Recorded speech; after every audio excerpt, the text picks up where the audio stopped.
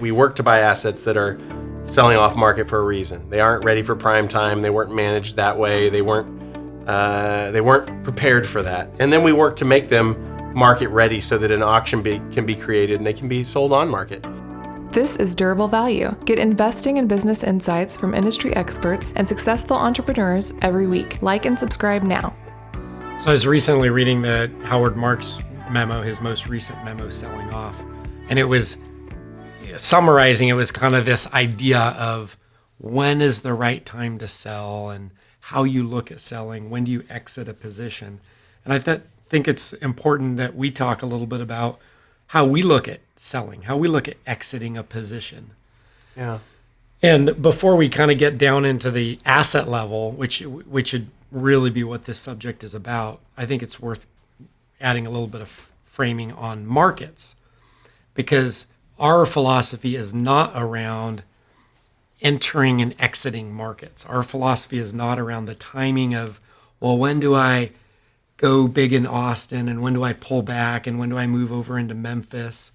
We take more of a philosophical, a long-term approach to a market, which is we believe that a market we're operating in has long-term tailwinds and we can work through the cycles in that market.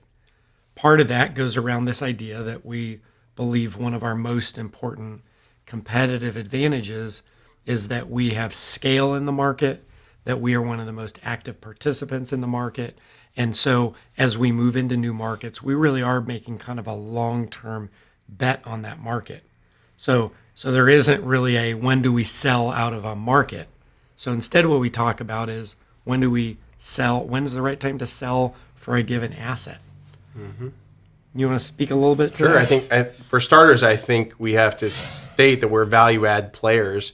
The question is, where are our margins of safety and what are our goals? Our goal is to deliver incredible IRR, certainly 15 to 20% internal rate of return within a 3 to 5 year hold.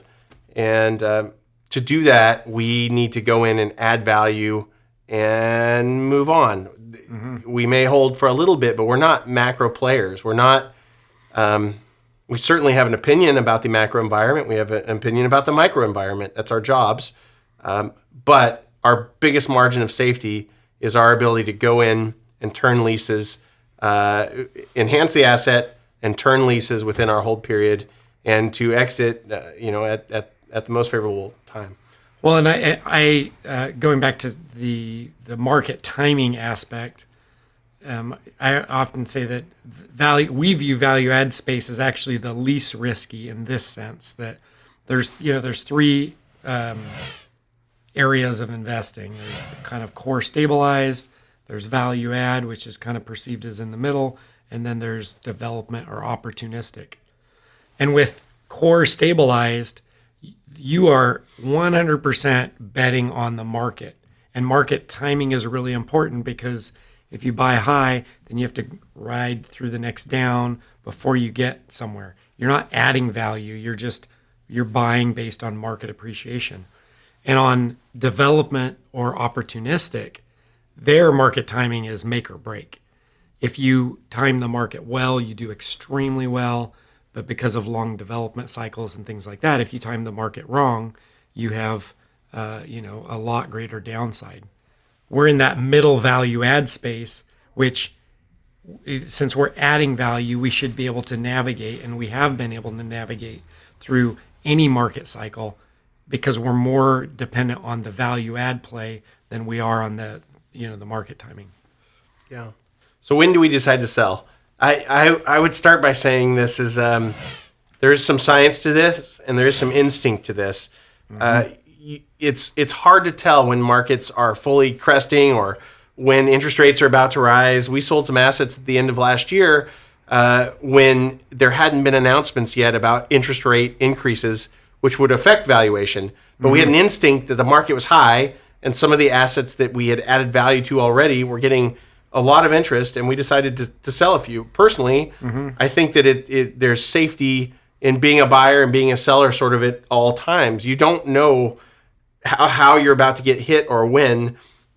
So always buying and always selling, especially when you're buying with a value add plan, and you're selling things that have already had value added to them, creates safety. You're harvesting and you're investing. So wholesale buyer, retail seller. Right. So on the multifamily side, we have my experience so far, and I think yours too, is there's somewhere around that 30 to 50% of the value add rents, leases that have been turned and rents that have been brought to market. Somewhere in there is your greatest, most effective use of capital. You've enhanced enough of the units to prove out your business plan, but you haven't fully deployed all that capital, but you're still going to get paid through cap rate for the part of the work you haven't business done. plan you've proven out. Yeah. I would say on the small bay, multi-tenant industrial, that's similar as well, although I would think that more often we do 50 to 60% of the value add there. But usually the first part happens more quickly, and you can create value more quickly by proving out, enhancing the entire asset, especially on the exterior, and then proving out the value add business plan as leases roll over for the first third through the second third. Yeah, and on a quarterly basis during our investment committee meeting, we review asset by asset, talk about what the duration of that asset looks like when it's gotten to what we believe to be kind of full stabilized or enough stabilized that it potentially has a market exit. Yeah. So, it really asset by asset is the right answer to when exactly we sell. Going back to the wholesale and retail environment, we work to buy assets that are selling off market for a reason. They aren't ready for prime time. They weren't managed that way. They weren't prepared for that. And then we work to make them market ready so that an auction can be created and they can be sold on market. And that's how we create value. Yeah, and one of the biggest tests of that is this a property that can have kind of a fully marketed, fully bidded process? Yeah. Because if there's hair on the deal, good example, we have an asset that we purchased that was built in 2008, and we purchased it in 2019, and one floor of that asset had never been built out. It was still in shell condition. We knew as a part of that business plan, it doesn't matter if we get to full occupancy on the remainder of the space. If that floor hasn't been built out, that's an explainer. That's here's the business plan. We got all this done, but. Yeah. And our goal ultimately is that when we're bringing an asset to market, there's no buts. There's no explainers. This is a de-risk it. Yeah, a de-risked asset that is clean, that has either a compelling forward business plan or the business plan has already been worked and it's a stabilized cash flowing asset. So when do we sell? We sell when we've substantially added value and we believe there's enough market interest to hold an auction and to sell it at a very high price.